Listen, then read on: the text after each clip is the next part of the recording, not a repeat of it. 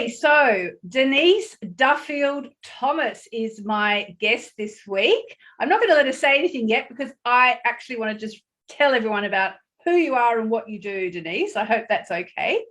So, go for it. For those of you who don't know, her voice is so familiar to me because I listen to your podcast all the time, Denise. And because we've both got Australian accents, sometimes when I'm doing my podcast, I think, oh, I sound like Denise Duffield-Thomas. Anyway, so Denise Duffield-Thomas is the money mentor for the new wave of online entrepreneurs who want to make money and change the world. And I don't know about anyone else, but that includes me. I definitely want to make money and change the world. So yay. Denise helps entrepreneurs like you and me charge premium prices, release the fear of money, and create first-class lives. Her books, Lucky Bitch, Get Rich, Lucky Bitch, and her newest, Chill and Prosper, give a fresh and funny roadmap to living a life of abundance without burnout. And I don't know about anyone out there who's a fellow entrepreneur such as I am. That's the really difficult thing to navigate. It's, how to follow your passion, which is an actual passion. So you're kind of really, really passionate about it without completely burning yourself out. Her Money Boot Camp has helped over 8,500 students from all over the world. She describes herself, I love this, as a lazy introvert. She's also a Hay House author and an unbusy mother of 3. She owns a rose farm and lives by the beach in sunny Australia. And you can find Denise, we'll ask her about all her social media later, but find Denise at Denise DT. So that's for Denise Duffield-Thomas, DeniseDT.com. So welcome, Denise. It's so good to have you here. Yasmin, this is not your first rodeo. That was so good. Thank you. Look at you in your little corner of the world there with your surfboard and your combi van. How's life down under treating you? It's good, but it's cold here. But I can't complain because you guys are talking about having a heat wave at 31 degrees. I'm talking about I'm freezing at 15 degrees. If it's 15 degrees, we're like, yay, T-shirts. I know, exactly. Let's strip off in Hyde Park. Exactly. But no, I'm so thrilled to be talking to you. It's what's really cool. I was speaking to Reed Tracy, obviously the CEO of Hay House recently. Or as I like to call him, our fearless leader. Yes. And he told me, I don't know if I want to say the amount, but he was saying that you are one of his most successful card deck people and how proud he was of you. Oh. And yes, it was amazing. And he said something like you sold like 1 million card decks, literally. Is that true? That's amazing. Honestly, I don't know the figure, but I know that my Moonology deck, my first deck, has outsold every Doreen Virtue deck, which is obviously the benchmark. That's unbelievable. I know. It's amazing. Oh my God. That's incredible. Amazing. And you know what? I see it everywhere. Every single bookstore I go into, I see it absolutely everywhere. And I'm always like, I know Yasmin. I'm going to speak to her soon. But how cool is it going to a bookstore and seeing all of your friends writing books? It's so cool. And saying, oh, I know that person. I know that person. And most of us just started with a little dream and, one book and that's it. So that's pretty cool. Well, I had never delved into your work, Denise. I knew of you and I'd met you a few times, but I never had delved into your work until Amy Kybird, who was the ex-commissioning editor at Hay House, said, oh, you should read Denise Duffield-Thomas's stuff. You'll love it. And obviously I trust Amy and I was like, oh, okay, sure. And I actually got you on Audible and I listened to Lucky Bitch and I just love you and I love what you're doing. I love your work. And I think it's amazing. So, I mean, we've talked about the fact that you help entrepreneurs who want to make money and change the world. Can I just ask you, one thing we're talking about here, guys, is we're talking about abundance, okay? And I'm all about manifesting abundance. We do a lot of abundance work together. How much of your work is taken up with that first stage where people just don't, they just feel broke, they are broke, they've grown up in a broke family maybe, where they've been told there's never enough money to go around and so on. How much of your work is taken up with that, and how easy or difficult is it for you to help sort of reprogram people's minds into a more of an abundance mindset? Well, here's the thing. Number one, I'm super curious about people's money stories, and I learn new nuances every single day about money. What was fascinating to me once I kind of started working with a couple of hundred, then a couple of thousand people, is that everyone has money stories.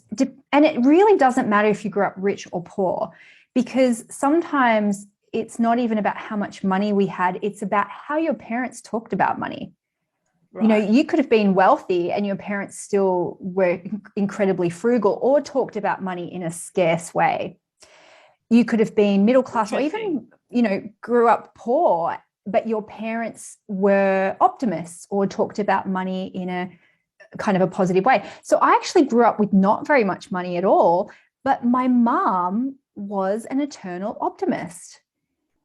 And so for her, she was always like, something's going to turn up. And it did. She was incredibly lucky she'd always win the meat raffle. Right. She'd always, at the local RSL, she'd always win bingo. She, one time she won $5,000 on a slot machine. And so I kind of had this feeling growing up, like easy come, easy go. And I actually wasn't that bothered about money, and pretty much until my teens, because up until then, everybody I knew was kind of the same. I grew up government housing, literally everyone's got the same house. But when I was 11, my mum got married to an older, wealthier kind of guy. And then suddenly I had contrast. Yeah. Suddenly I could see, there's a difference, and people treated me differently. But my mum would, we'd kind of move out every 6 months. So we'd go from like his mansion to a tiny flat. So it was kind of rags to riches, rags to riches. You talk about this in Lucky Bitch, right? Yeah, exactly. And so my story was men have all the power, men have all the money, and, money is power. But what's really fascinating, I'm going to ask you a question, Yasmin, because I've been asking this to so many people recently, and it's really fascinating sometimes hearing answers. Tell me about your school shoes. My school shoes were brown leather, and they had a little bit of a heel, and I had to polish them every Sunday night. And I think they were barter, I think. And they were nice and solid, and just pretty good shoes. And what about other people at your school? Everyone have the same shoes? No, I don't think everybody had the exact same pair of shoes. I don't really remember anyone else's shoes particularly, but I suppose as long as you had brown leather shoes, I think they were fine. Yeah. Why? The reason why I ask this, and some people listening will have an immediate some people I ask this, they're just like, oh, whatever, I didn't even pay much attention. But sometimes you'll get some little juicy nuggets. So it could be people who go, wow, I was only allowed to have one pair of shoes a year. Or I heard my parents at the start of, the school year fighting about having enough money to buy school shoes. Yeah. Or that's where you start to see the contrast. Did I have the right shoes compared to other people? Did I have the cool shoes or the dorky shoes? Did I stand out in some way? And then that's just one question that might have a little thread. For you, not that emotional a memory. No. But there could be I went to a school where we all wore a uniform. So, I mean, I suppose most people wear a uniform, don't they? Yeah. Oh, absolutely. In Australia, for sure. Sometimes in America, though, it could be, well, I wanted the cool shoes and I had to wear these particular shoes, or I had one pair of shoes for the year. So what we do is we find these little threads, and we find it could be anything. We could talk about pocket money and what that came up for us. It could be things that you wanted to buy as a teenager that you weren't allowed to. Your first job, what your parents did. So many things that I wasn't allowed to buy. Sorry, Mum. Tell me one thing. Tell me. Okay, so I actually have two things I'd love to tell you. So the first thing is that I remember back in the day, now for anyone who's an ex-Hobartian like me, they'll remember there was the Elizabeth Street Mall, and we'd go to Fitzgerald's department store, and my friend Fiona was allowed to get her mum's credit card and just buy whatever she wanted.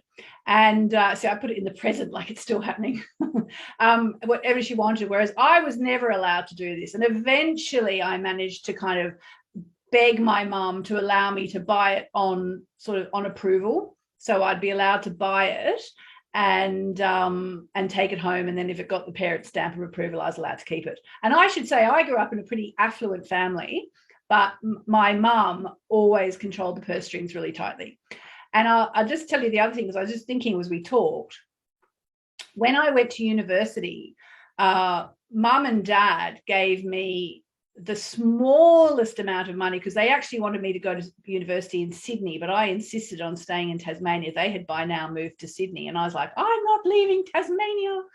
And so they said, okay, fine, do that, to have it your way. We'll pay your lodging at university and all your books and stuff, but you can fund the rest. That's sort of your punishment. Or come to Sydney and you can have a new car and a house and everything. And I was like, I'm staying in Tasmania. So they gave me $15 a week to live off. And I remember I have this really clear memory of one night wanting to go to the movies with some friends and literally counting my pennies, and I didn't have enough money for a movie ticket. But I think that really helped me, because I then went out and got a job at Burger King to fund myself through university. So that's almost my money story in a nutshell, I think. Well, what's really interesting about that too is, I want to ask you another question, because sometimes there's not, if you didn't grow up in like an environment where there's a lot of scarcity, sometimes though we still have stories about what is work, what is real work, what we're allowed to make money from. And sometimes there's official and unofficial mottos about that. In the olden days, you'd have your family motto engraved on a shield. Nowadays, it's all just unspoken kind of stuff. Now you work in, let's face it, a very woo-woo field. Really? Seems very normal to me. Yeah, it is, absolutely. But was there a time where you felt like you had to have a different career or a job, or did you know from a young age that you wanted to kind of work in the spiritual space? No, I definitely didn't. I left uni and I became a journalist and then a TV producer. It literally was organic. Yeah. So some people, okay, this is the thing that we've got to break for so many of us, is this idea that we can only make money from really, really hard work. Oh, and I suffer from that terribly. Well, I imagine too, as a journalist, really long hours. Yeah. And TV producer even worse. And probably pretty badly paid, I guess, especially at the start. Probably. So that's why I find that most people, regardless of what kind of family they grew up in, have this idea that you have to work really hard to make money. Because if your family were poor, maybe your parents had to work a couple of jobs to make ends meet. But if your parents were well off, in the 80s especially and 90s, the only way they could do that was just to bill a ton of hours to work really, really hard. There wasn't the ability to leverage like we can now. We have now. So imagine you back then, imagining yourself selling 1 million copies of a product thing. You would have had to make it yourself, keep it in your garage, ship it yourself. Yeah. You know what I mean? You know, go to the post office every day and do it. Whereas what we have now, we have all these opportunities to leverage our knowledge, our expertise all around the world, even things like a podcast. Imagine in your journalist days thinking, I could have my own, essentially my own radio station. Yeah. On technology that we can all access for free. Well, I mean, I did think I could have my own newspaper, but obviously the technology didn't exist. So, okay, all right. So I have to do your money boot camp, clearly. This sounds amazing. Okay, so we take all this, and where does it lead us? Okay, so I teach a 3-step process, right? So first step is find your origin stories. Find as many little threads as you can. Sometimes though, I find that, I mean, I've been doing this work full-time for 10 years. Things now I remember and go, oh, that's a new nuance, because I'd forgotten. So find all your little stories about money. The second thing is find the, I've had a brain fart. It's find the, connect the dots. Connect the dots. I'm trying to think. It's OCP. Connect the dots. Connect the dots to how money is showing up for you in your life. Sometimes though, we can't remember the situation. So people start with what's wrong with my money now. And I'll give you a really perfect example. If you grew up hearing it's really impolite to talk about money, and that could have been said explicitly to you, or it could have just been like, don't talk about money. You know, it could have just been like, oh no, we don't talk about money in our house. And it was just never spoken about. If you connect the dots to how this is showing up in your life right now, if you think money at your core is impolite, you're going to struggle setting prices, telling people your prices, like putting pictures together, following up on invoices, sending the invoices in the first place, asking people for money. It is going to feel so impolite at your very, very core. Okay, so you've connected it to a memory. What do you do? So the P of OCP that I teach is a pattern interrupter. And pattern interrupters can be in the moment. Things like an affirmation is great. They can be medium or long term, which is more, you know, just that inner work that you have to do, all of the, just everything, forgiveness work, mirror work, you know, working on your manifesting stuff, you know, all of that stuff that does that long-term behavior pattern change. Tapping. But you can do it in the moment. Tapping is the best. Yeah. Tapping is the best. And tapping can be a short-term one, but it really does rewire your brain for long-term. Yeah. So you just repeat that process again and again. Sometimes though, I find that people do the middle bit first. They connect the dots because they go, hang on, why can't I do this? All right, well, let's dig into it a little bit. When people join my money bootcamp, I get them to do a list of all of their money memories and work that way. Sometimes though, we don't know what any of those things are. And so some people prefer to do the affirmations, do the tapping without even really figuring out what's wrong. So you can kind of come at it from any angle, but it's a constant lifelong process of excavation. Because as you go through your life, you know, some of my money blocks didn't come up until I had kids. Right. Because I didn't realize, and I'll give you the perfect example. My daughter was about maybe 2.5. We went to the farmer's market and I gave her a 50-cent coin, which, as you know, in Australia is ginormous. And I said, go buy an apple. Because I thought, oh, this is so cute. I'm going to start, you know, teaching her to use money and ask for what she wants and things like that. And of course, the first thing she did when I gave her that 50-cent coin, she went to put it in her mouth. That's what kids do, right? And I said, oh, don't do that. Money's dirty. And then I went, oh my God, that is the first interaction we have with money. And it's not like our parents are saying it in a nice, kind way. Yes. Usually they're saying it in a very panicked, scary way that jolts our nervous system. Mm-hmm. That just goes, oh my God. Actually. Well, absolutely. I mean, it is, everything's dirty, but it's one of those things. It's more that we're afraid to think that they're going to choke on it. Yeah. Or also, I've heard it's dirty because it's been through so many people's hands and they don't necessarily wash their hands after they go to the bathroom kind of thing. This is true.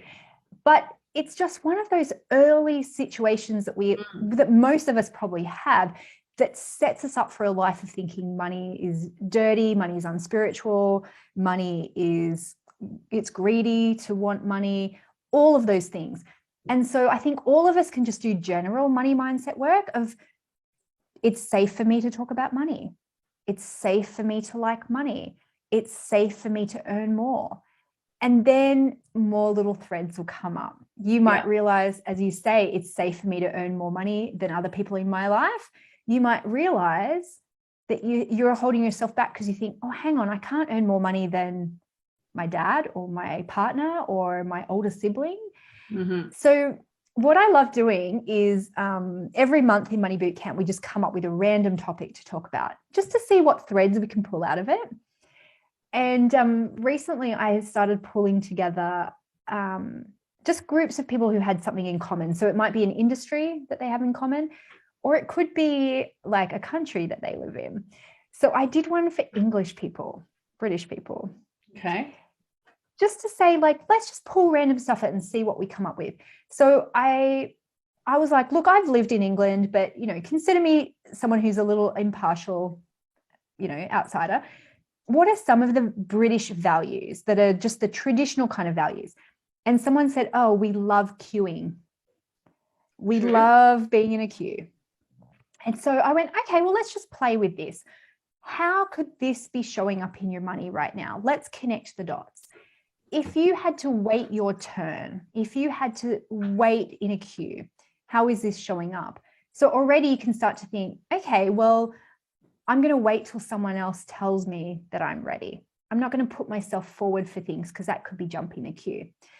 I might unconsciously hold myself back from earning more than my mentor or friends who started their business before me because it's not my turn. I have to wait my turn in the natural order of things.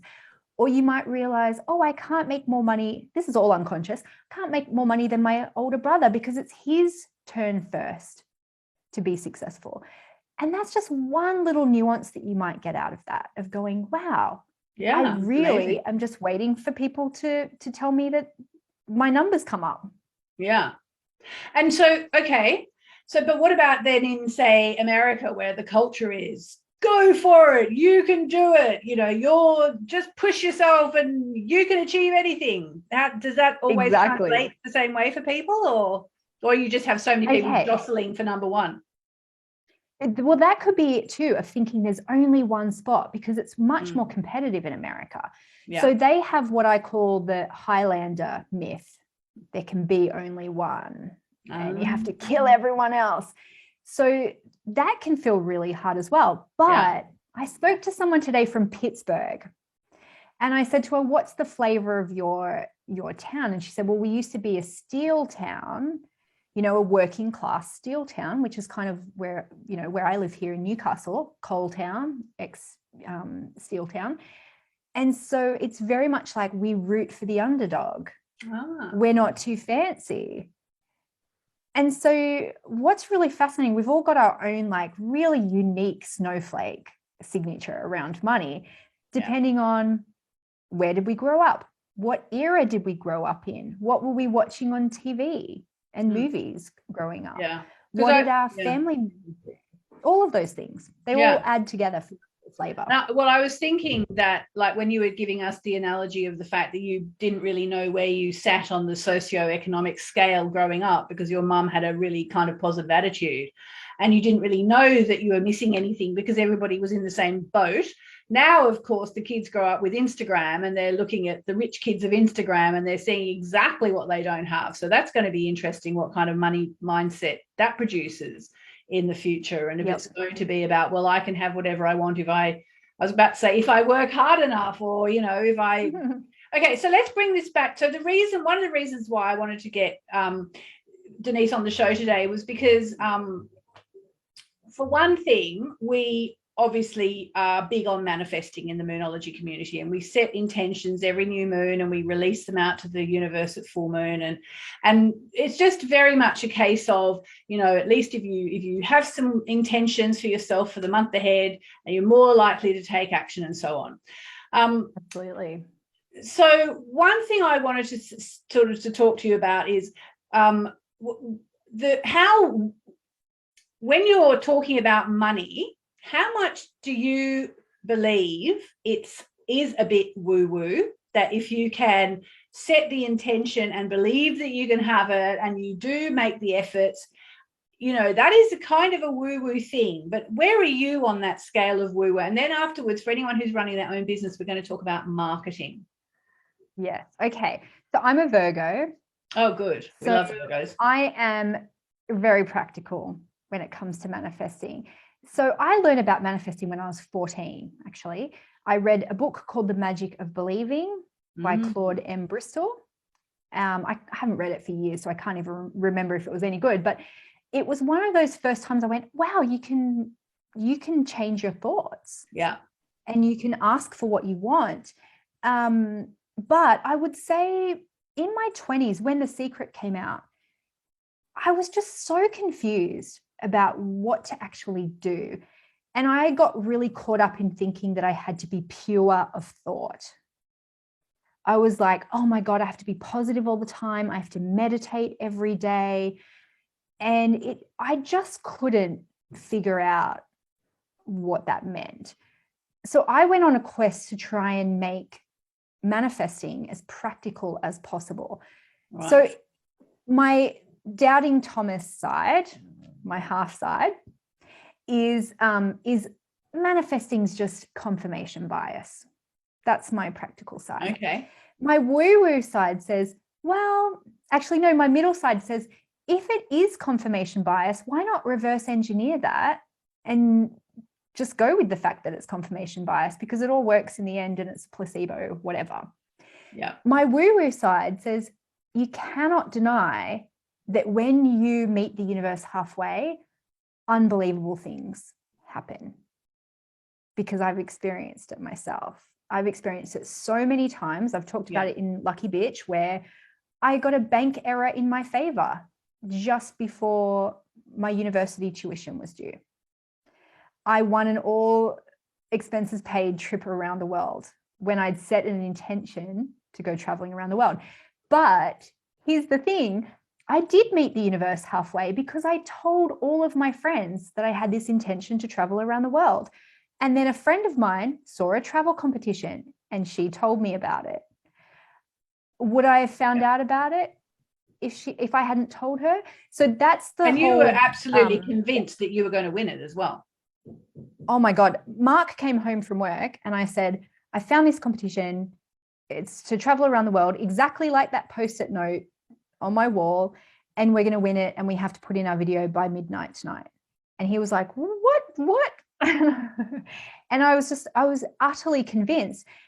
And that's not to say that me just being convinced was enough to win it. My conviction helped me do the work to put me in the running for it. Which is exactly what I teach. The belief. Via the moon. It's the belief, isn't it? Yeah. Exactly. And it changes your actions, because if you believe you're going to win it, then you did all the, I can't even remember now, but you did all this stuff like, I don't know, researching people before you met them and thinking of things to do and blah, blah, blah. And your belief that you could do it made you do other things that then made you win it. And it's definitely all wrapped up. I think I'm probably just, 25 degrees more woo-woo than you, but it's the same. It's definitely the same ladder we're on, the same staircase to woo-woo heaven.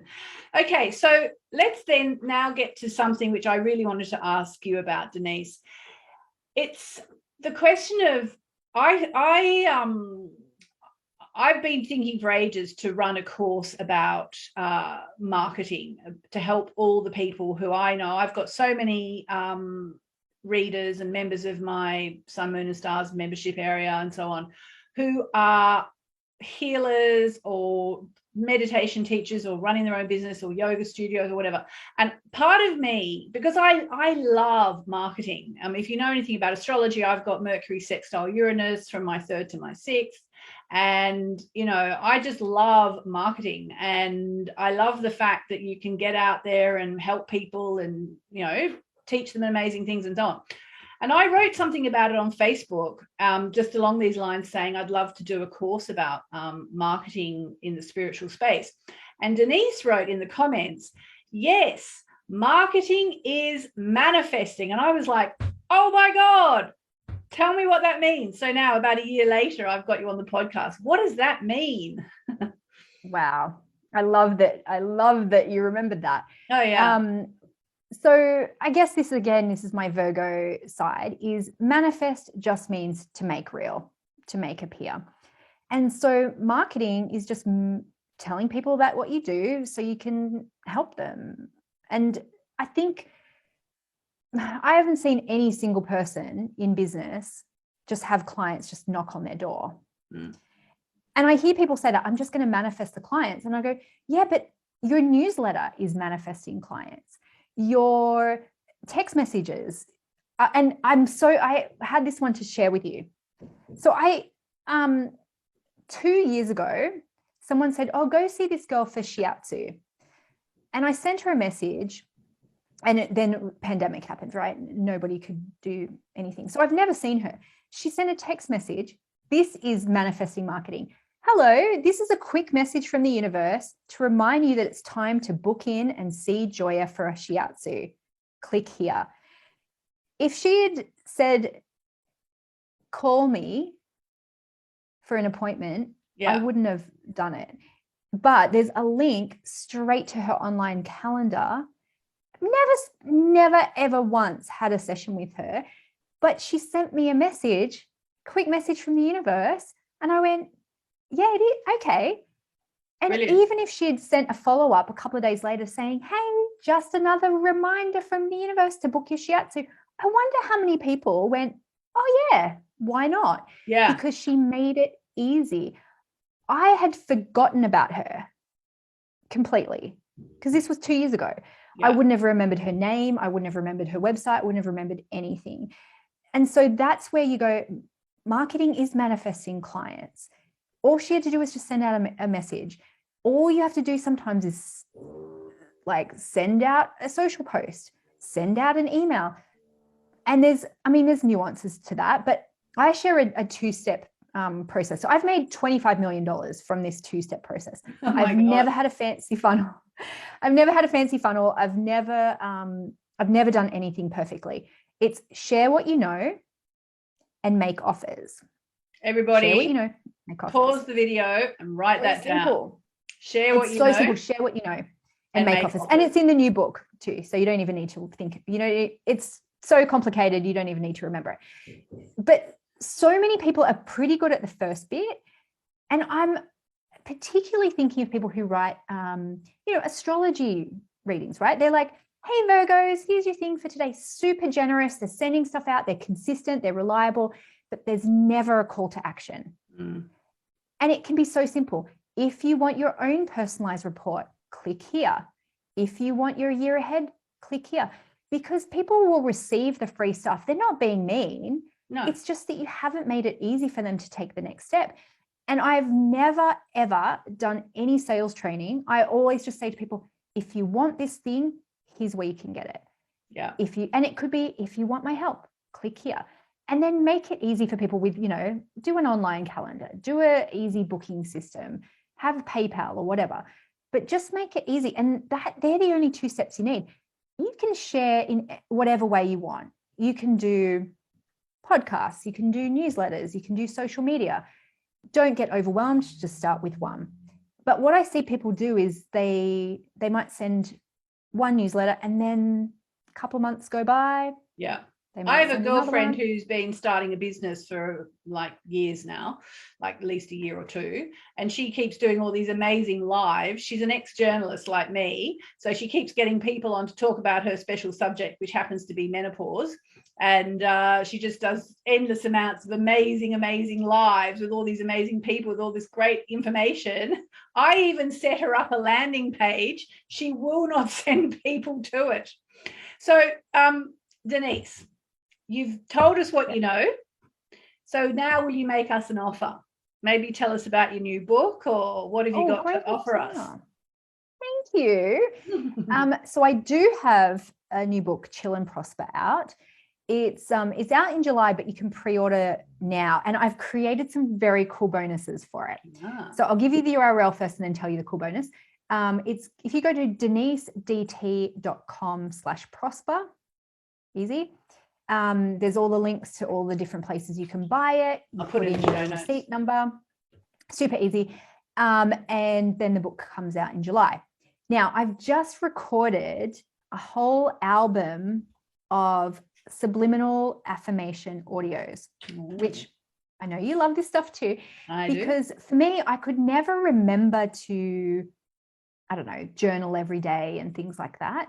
So, but I could listen to stuff as I was working, and it still goes into your brain. It still counts. So I just recorded a whole bunch on things like marketing, on overcoming your income plateaus, on feeling good about making more money. And they're all the pre-order bonuses. Amazing. Okay. Well, they sound great. They sound great. Yeah. Okay. And where can people... And they're going to be on the Hay House app too. Oh, okay, cool. Yeah. So where can people find you? We did mention your site, denisedt.com. I presume you're on Facebook and Instagram and YouTube. Tell us where we'll find you there. Yes. So at Denise DT is my Insta and Facebook and Twitter. And then Denise Duffield-Thomas is mine on YouTube and TikTok. Oh, I'm all over the place. Excellent. I'm everywhere. All right, so chill and prosper for people who want to chill out and prosper. And I want to do that too. So I'm definitely reading that book. I'm off to pre-order it now. We're getting my bonuses. Yay. People do this to me all the time when they interview me. So and sometimes I think, gosh, I'm glad I've had this done 15 times because otherwise I'd be on the spot. Can you leave us with one little nugget of Denise Duffield-Thomas wisdom to help anyone, whether they're sort of starting out trying to earn their first bit of cash or breaking through their, $2 million plateau or whatever? Is there any? Yes. So, I'm a Louise Hay baby, just as you are. We are all so indebted to her beautiful work. So this is a mirror exercise. Okay. And it's really life-changing, okay? So you look in the mirror, and the trick is you don't just do it when you're feeling and looking good. You do it, it's actually more powerful when you're looking like not so great. Okay. So like first thing in the morning, or after working out, or when you're covered in mud from the kids' soccer, whatever it is. Okay, you look in the mirror and you say, this is what a wealthy woman looks like. Or this is what a wealthy healer looks like, or this is what a wealthy astrologer looks like. The more specific you can be, the better. Because I love that.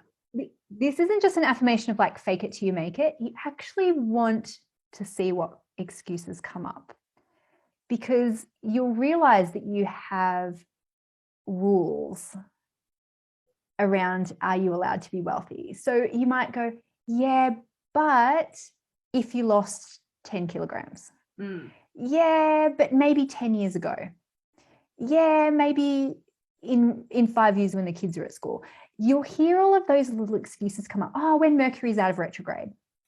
Yeah. And it will change your brain, because if you can start to realize that you can be wealthy exactly as you are, not because you win the lottery and you suddenly just become a completely different person, but you as you are today with your current everything. This is what a wealthy woman looks like.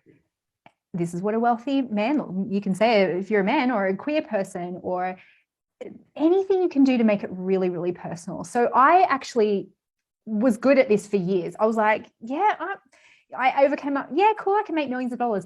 You know what really, really hit me about 2 years ago? I couldn't make money. I wasn't allowed to be a wealthy writer.